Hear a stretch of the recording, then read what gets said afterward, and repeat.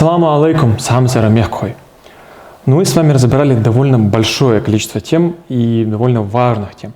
И на самом деле я каждый раз говорю, что это очень важная тема. Каждый раз я говорю эту фразу. Наверное, потому что как учитель для меня каждая тема является самой важной. Но, опять же, это понятно, ведь для изучения языка важно все. Именно особенно в ингушском языке, где каждая мелочь, каждая деталька имеет большое значение. Но сегодня у нас действительно очень важная и очень сложная тема. А сложная она потому, что на нее нет таких подробных объяснений, которые я давал вам прежде. И это именно та тема, которую нельзя просто выучить. Это тема, которую можно только понять. И именно в этом заключается ее сложность. В том, что вы обязаны язык понять. Почему я до сих пор не говорил о ней? До сих пор я не говорил о ней потому, что это тема, которую можно разбирать только тогда, когда ты обрел некоторое понимание языка, когда ты уже включился в ингушский язык и начинаешь понимать его устройство. Это такое некое наитие, которое ты должен обрести. И только когда ты обретешь его, ты сможешь эту тему понимать. И надеюсь, что я вас заинтриговал, и мы уже перейдем к изучению этой самой темы. Что же это такое? Сегодня мы поговорим с вами про средний класс имени существительного. То есть глагол to be для среднего класса, если говорить прям языком, которым вы поймете меня. Так вот, мы с вами ранее говорили о мужском классе и о женском классе. Мы разобрали, какой глагол to be употребляется с мужским классом, какой с женским классом, но мы ни разу не затрагивали средний класс. И для того, чтобы объяснить это, давайте такой небольшой репит. Я расскажу вам о том, что такое классы и как работает глагол to be в ингушском языке. То есть ранее мы с вами говорили о мужских и женских классах. То есть в ингушском языке есть классы имени существительного. По сути, классы — это тот же самый род. Например, в русском языке у нас также три рода, да? Мужской, женский и средний. И как мы определяем, какое слово относится к какому роду? Мы задаем вопрос. Например, стол, он мой стол, мужской род. Машина, она моя машина, женский род. Море, оно мое море, средний род. То есть вот так, задавая вопрос к любому слову, мы выясняли, к какому роду это слово относится. И все довольно просто было на самом-то деле. Но в ингушском языке система работает немножечко иначе. То есть тут не нужно задавать никаких вопросов. Тут не нужно задавать вопрос, чтобы выяснить, к какому роду относится слово. Именно поэтому мы говорим не род, мы говорим классы. То есть у нас мужской класс, женский класс, средний класс. Кто-то, возможно, уже догадался, о чем я, особенно те, кто обучается в нашей школе. Точнее, не догадались, а они знают об этом. Так вот, мужской класс. Мужской класс у нас составляют представители мужского пола и только. То есть все мальчики, мужчины, старики, все они являются представителями мужского пола, соответственно, они все входят в мужской класс. Какой глагол to be употребляется с мужским классом, мы уже говорили. В единственном числе мы говорим в, кянг в, да в, воша в. В множественном числе мы говорим вежери б, кянкш б и так далее. Мы не будем на этом зацикливаться, как-то повторять это, потому что все это уже есть в предыдущем выпуске про глагол to be, мы все это уже подробно разбирали. Сейчас просто коротенькое повторение. В женском классе мы говорим в единственном числе е, девочка, на е, женщина, точнее мама, извиняюсь, и так далее. То есть мы с вами помним, что женский класс у нас составляет только представители женского пола. Девочки, женщины, бабушки, мамы, сестры и так далее. И только, то есть никто иной, то есть машина, например, не может относиться к женскому классу в ингушском языке. Просто нет. И средний класс, о котором мы с вами не говорили ранее. Средний класс у нас составляют все предметы и все животные. То есть все, что не человек, относится к среднему классу. И поэтому слов, конечно, в среднем классе огромное множество. То есть если мы можем буквально за пару минут пересчитать всех представителей мужского пола и всех представителей женского пола, то пересчитать все слова, относящиеся к среднему классу, мы не сможем, потому что их великое множество. Все, что мы видим вокруг себя, все это относится в ингушском языке к среднему классу. И так вот, и уже непосредственно о том, почему мы не трогали средний класс до сих пор. А потому что в мужском классе у нас два глагола to be, для единственного числа, для множественного числа. В женском также пара исключений, и все, больше никаких сложностей нет. В среднем же классе сложности есть. И вот в чем они заключаются. А в том, что глагола to be, того самого, не только один для единственного числа и один для множественного числа, а там 4 варианта для единственного числа и 4 варианта для множественного числа. И сейчас мы будем с вами их разбирать и дадим вам примеры, И дальше мы уже потихонечку поймем, что это такое и как это работает. Итак, вот, у нас с вами 4 варианта возможного глагола to be. Не по одному варианту, как было с мужским и женским классом, в, б, е, б. Все было довольно просто. Кянк в, кянкиш б, еге, ежери б. Все было довольно просто. То есть просто понять и уже употреблять. Тут все намного сложнее. То есть мы видим аж 4 различных варианта. Первый наш вариант. Когда в единственном числе у нас е мы употребляем, и также в множественном числе мы также употребляем е. Например, гаш е, гажиш е. Гаш это гусь. То есть там гусь есть, гуси есть. И там будет е. Например, эс сагаж е. Это мой гусь. Или уж сагажиш е. Это есть мои гуси. То есть и там мы употребляем е. Все просто, да, кажется. Так, на первый взгляд кажется все просто. Ничего сложного, да? То есть мы ставили предложение, сказали, привели пару примеров. Все, мы уже поняли, что вот есть такой вариант. Идем дальше. Следующий вариант, когда у нас в единственном и множественном числе у нас мы употребляем b. Например, h, b, ажиш, b. Тоже кажется все довольно простым. Яблоко есть, яблоки тоже есть. Так вот, например, давайте тот же самый пример. Ис-са-аш-б, уж-са-ажиш-б. Это есть мое яблоко, и это есть мои яблоки. Тоже кажется все довольно простым. Но все. Просто b в обоих случаях у нас будет b. Ничего сложного. Да, скажем так. Пример привели, слова указали. Пока идем дальше. Но мы ко всему этому вернемся, потому что я сейчас понимаю, что у вас небольшой диссонанс возник, потому что смысловая связь могла быть утеряна. Но вы не волнуйтесь, мы пока не разберемся полностью в теме данного вопроса, этот урок не закончим. Поэтому идем дальше. Третий вариант. Третий вариант немножечко сложнее. Тут мы видим, что у нас в единственном числе у нас b, а в множественном числе у нас d. Да? То есть уже какое-то изменение хотя бы есть. Но у вас сразу вопрос. Так, у нас же тут тоже b, а и тут тоже b, а тут b, а тут d. Вот и диссонанс возникает. Ну что ж, давайте для начала разберем. Лам b, ламыш d. Лам это гора. Лам b горка, то есть гора. Ламыш d горы. То есть тут у нас b, но при переходе в множественное число мы видим, что у нас глагол to be меняется на противоположный, то есть на абсолютно другой. С b меняется на d. И да, такие слова есть. Например, «Ис-цун-лам б» — это его гора. Или же «Уш-цун-ламыш д» — это его горы. «Уш-цун-ламыш д» — «Ис-цун-лам б». Диссонанс вас не покидает, я понимаю, но не тревожьтесь. Идем дальше. Разберем все 4 варианта, а потом уже поговорим о том, почему и как это происходит.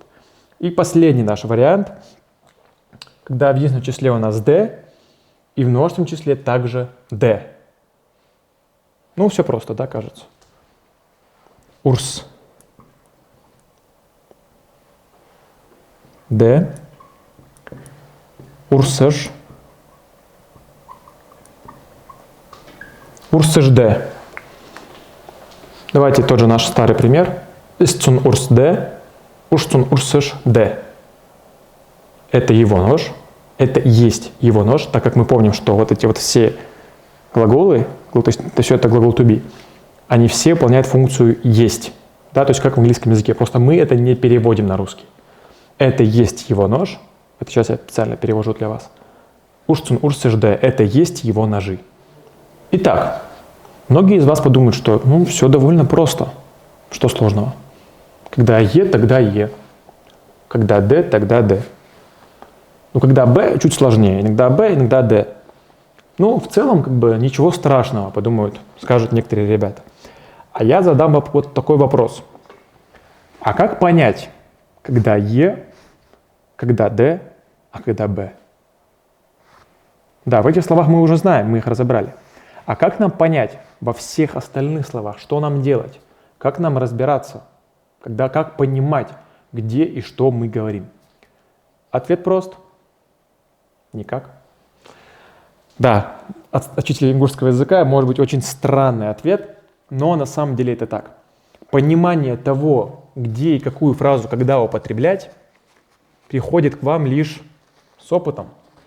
То есть вы начинаете понимать, где и какой глагол to be вам употреблять, лишь изучая язык. То есть первое время вам будет довольно сложно это понимать. Вам будет довольно сложно понимать, где и что вам говорить. Вы будете ошибаться, но это абсолютно нормально. Первое время в данной теме ошибается любой ученик. Но со временем, в какой-то момент вы поймете, что у вас появляется некое наитие. Вы начинаете понимать, просто на слух берете слово, вы его произносите и сразу же понимаете, какой глагол to be там должен быть. Вы просто в этом уверены. Да, мы пробовали искать закономерности, искать связи. Я и мои ученики, мы пробовали найти эту закономерность, найти правило, которое поможет все это структурировать и просто подать ученикам в готовом виде. И для вас, для зрителей наших. Но такого правила, к сожалению, нет. Данный момент ингушским языком остался непредусмотренным. Единственная возможность понять это — просто долгая практика. Практика и практика. Первое время при изучении этого я бы посоветовал вам практиковаться со своими родными, с теми, кто владеет ингушским языком. Пытаться говорить с ними некоторые фразы и угадывать, какой глагол to be там должен быть. И со временем в какой-то момент это наитие появляется. Просто вот как какой-то момент. Оно само по себе к вам приходит. Вот на практике со всеми моими учениками мы выяснили, что это понимание приходит где-то, точно сроков все-таки нет, но оно в какой-то момент просто появляется. И вы уже просто на слух понимаете, какой глагол to be должен быть. Давайте возьмем слово, которого нет в ингушском языке, просто заимствуем фразу. Холодильник, да? В ингушском языке этого слова нет. Да, это русское заимствованное слово нами. Но если мы скажем холодильник, мы говорим холодильник, и любой знающий ингушский язык человек сразу поймет, какой глагол to be мы там используем. Что там будет глагол to be е. Холодильник е. Но объяснить, почему он выбрал е, он не сможет. Это просто наитие. Ты просто говоришь слово и просто понимаешь, какая фраза там должна быть. Машин е. Машина. Тоже е используем. Вот. Но, кстати, лайфхак тоже посоветую вам. Большинство заимствованных слов, которые мы используем, в большинстве из них мы используем е. Практически всегда у заимствованных слов мы говорим е. Машин е, холодильник е, телефон е. Все эти слов нет в ингушском языке, они заимствованы. Но почему-то в большинстве из них всегда употребляется е. Объяснения этому не существует. Просто учить, практиковать. И со временем ваше понимание настигнет вас. И вот тогда вы начнете понимать устройство ингушского языка. Знаете, совсем недавно я давал интервью для нашего ингушского телеканала, и меня спросили, что же больше всего меня пугает в ингушском языке. Я ответил, некоторая нелогичность и то, что на вопрос «почему» иногда приходится отвечать «потому что». Вот это именно тот самый случай, когда на вопрос «почему» приходится говорить «потому что». И сегодня вам я вынужден говорить «потому что». Но я надеюсь, что вы мне это простите и будете отрабатывать все это на практике. А при возникновении вопросов всегда пишите нам в чат, в директ, под комментариями, если хотите. И мы всегда вам ответим, всегда решим вашу проблему, решим ваш вопрос. Ну что ж, заканчивая разговор про глагол to be и про средний род, точнее про средний класс, еще раз настоятельно советую вам максимально практиковаться. Практика и только практика поможет вам освоить данную тему и понять, как все это работает вместе. Как только вы обретете понимание, какой глагол to be использовать с каким словом, вы смело можете говорить, что вы знаете ингушский язык, потому что все остальное будет уже вам по плечу. Все остальное будет максимально просто. Так что старайтесь освоить эту тему, и все остальное кажется вам такой мелочью. Ну что ж, мы закончили с разбором нашего глагола to be среднего класса и можем перейти уже к культурной части нашего с вами видеоролика. И о чем же мы с вами сегодня поговорим? Уже совсем скоро нас ждет наш самый прекрасный праздник. праздник Ит-аль-Фитр или же Мархаш. Так вот, и это самый такой важный праздник для ингушской общественности на самом деле. Это праздник, который ждут все. Никто не ждет Новый год, там, день рождения, еще какие-то праздники так сильно, как все ждут Мархаш. Это праздник, к которому вся республика готовится буквально там за месяц. Все очень много ждут этого праздника. И это праздник, в котором я всегда люблю проводить этот праздник дома в Ингушетии, потому что царящая атмосфера на улицах, веселые люди, праздник, все счастливы, все улыбчивы, все довольны. И эта атмосфера, она вселяет в тебя прям такое необыкновенное чувство. Именно поэтому я обожаю проводить этот праздник дома с родными, потому что это действительно непередаваемые чувства. Но, конечно же, мы с вами сегодня поговорим о том, что же этот праздник из себя представляет. Ну, хотя многие об этом уже знают, большинство об этом знает, но мы поговорим о том, научимся правильно поздравлять, как это поздравление переводится, что это означает, сколько весь этот праздник длится и как он проходит, что надо делать на этом празднике. Так вот, как я и сказал, Мархаш проходит 3 дня после месяца Рамадан. То есть целый месяц мы держим пост, мы находимся в некоторых лишениях, мы ограничиваем себя в еде и во всем остальном, в еде, в питье, выстаиваем ночи в молитвах, а потом награждаем себя за это небольшим праздником, который длится 3 дня. Так вот, во время этого праздника каждая из семей в Ингушетии, абсолютно каждый человек накрывает стол, собирает гостей, родных, ездит сам по родным, навещает их, поздравляет их. И, как я сказал, это праздник, к которому готовятся абсолютно все. Вся еда в республике бывает раскуплена за неделю, и все магазины одежды бывают пустые, потому что все раскуплено. Но, с другой стороны, это активизация торговли, так что в экономическом смысле в этом тоже есть большая польза. Так вот, продолжая этот разговор, для начала разберем. Как я сказал, Мархаш начинается после окончания Рамадана, когда имам говорит нам, что луна появилась, Рамадан окончился, начинается праздник. В эту же секунду после последнего ифтара детишки сразу же начинают бегать по улицам, мы слышим салюты, дети бегают по домам, собирают конфеты, кто-то там платки требует всегда. Когда я был маленький, мы всегда хотели платки. Я не понимаю, зачем они были нам нужны, но мы хотели платки. Наверное, мы хотели ощущать себя немножечко взрослее. Но сегодня понимаю, что конфеты все-таки намного ценнее были, чем бесполезные платки. Так вот, и родные уже, конечно же, к этому моменту бывают готовы. Но на утро первого дня что делать людям? Во-первых, в первую очередь поздравляют всех своих родственников. Именно в первый день посвящается поздравлению всех родственников. Те, кто проживают за территорией Ингушетии, они поздравляют по телефону, потому что другими возможностями они не располагают.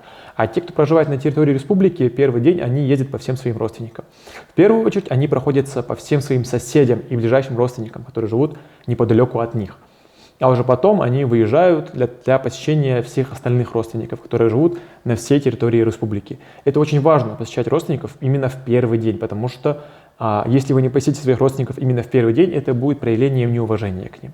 Так поступать нельзя. Именно поэтому первый день все братья, отцы, дяди, все собираются все вместе, чтобы именно вместе посетить всех своих родственников и отдать им дань их уважения, выразить дань уважения и провести время вместе и всех их навестить. Ну и поздравить, естественно, с праздником. Второй день традиционно, как правило, молодые люди навещают родственников, которые они не успели навестить в первый день, и начинается самое интересное. Все парни начинают ездить уже к девушкам. Да, ингушские правила, ингушская культура позволяет молодым ребятам ездить к девушкам и поздравлять их с праздником. Да, это происходит, но многие девушки, кому-то нравится это делать, кому-то не нравится, кто-то не любит, кто-то не приезжает на этот праздник, либо же по собственной воле, либо же, так получается, по воле и случая. И на самом деле для многих всегда является проблемой, как поздравлять правильно. Мы просто слышим, что заходит 5-6 человек, кто-то один говорит поздравление, а остальные просто в такт начинают хлопать губами. Я знаю многих ребят, кто так делал, они просто в такт хлопают губами, кто-то же просто говорит «мархаба холт» и начинает просто плести языком ля-ля-ля, что-то такое говорить. На самом деле это реально правда, звучит смешно, но многие так делали. Я лично был свидетелем таких ситуаций и садился учить их, как правильно это произносить. Поэтому давайте повторяйте за мной, потом мы пропишем эту фразу и полностью ее переведем. Мархабал хилда, хига хало, мялях язюила, дехка даста тадуахшу мярша дуалда. Так вот, что мы сказали? Мархабал хилда, да примет Всевышний ваш пост, ну и ваша молитва, можно сказать.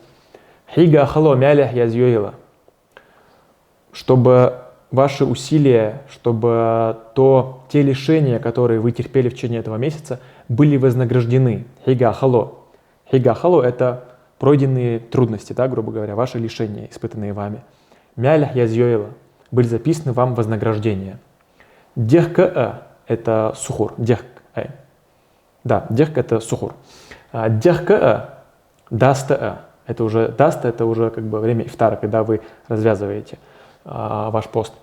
Дехка даста, как бы и на сухур, и на ифтар, тадуахшу мярша дуалда, чтобы следующий год как бы пришел к вам с благословением, как бы благополучно, чтобы мы добрались до следующего этого праздника. То есть это как бы пожелание того, чтобы до следующего года, до следующего поста, до следующего месяца Рамадан мы были в здравии и в благополучии. На самом деле это очень красивое поздравление, и очень важно, чтобы каждый знал, как говорить его красиво, как говорить его правильно, потому что все-таки это часть праздника, и не уделять ему должное внимание является все-таки проявлением неуважения к этому прекрасному празднику и этим прекрасным дням. Поэтому давайте я сейчас пропишу для нас это прекрасное поздравление, и мы сможем его закрепить.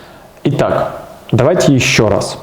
Думаю, под диктовку не очень удобно говорить, но зато текст теперь написан, и уже говорить намного легче будет. Марх куабл хилда, хига хало, мялях язюила, дехка даста тадуах шумяш дуалт. Прекрасное поздравление, довольно простое, маленькое, его не очень сложно учить, но почему-то это редкое явление, когда люди знают его полностью. Но теперь вы будете знать его полностью, будете говорить его правильно, без ошибок, и будете большими молодцами. Ну а на этом наш урок заканчивается. И по обыкновению прошу вас подписаться на ассоциацию ГАЛ. Это группа ингушей, проживающих на территории Бельгии, и заботящихся о том, чтобы их культура, их язык развивались, и больше их соотечественников знали свой родной язык. Поддержите их в благородных стремлениях. И также, как по обыкновению, рассказываю вам о школе SmartEd. Это мой личный проект, которым я занимаюсь уже больше полугода и приносит мне немалое удовольствие, потому что помогает многим ученикам с территории нашей страны получать достойное образование, эффективно и доступно готовиться к ЕГЭ, потому что ЕГЭ — это большое испытание для каждого из школьников. И я сам прекрасно проходил этот этап и знаю, насколько сложным он был для меня. Именно поэтому для меня было целью создать систему, которая будет эффективно работать для каждого школьника и помогать ему достигать его заветных целей. И также отличительное свойство данной школы в том, что эта школа дает не просто шаблоны для подготовки к ЕГЭ, которые могут не сработать, а дает именно фундаментальное понимание каждого предмета. Так как лично для меня проблемой при сдаче ЕГЭ стало именно то, что я сам готовился по шаблонам. И эти шаблоны в день сдачи ЕГЭ меня подвели. Именно поэтому мною было принято решение, что в нашей школе будет даваться именно фундаментальное понимание любого предмета. Так как когда есть фундаментальное понимание, есть возможности из любой ситуации, любое задание решить. Так что присоединяйтесь к SmartEd и достигайте ваших заветных баллов и заветных целей вместе с нами. Ну а я с вами на этом прощаюсь. Адика Хилашем. Ассаламу алейкум.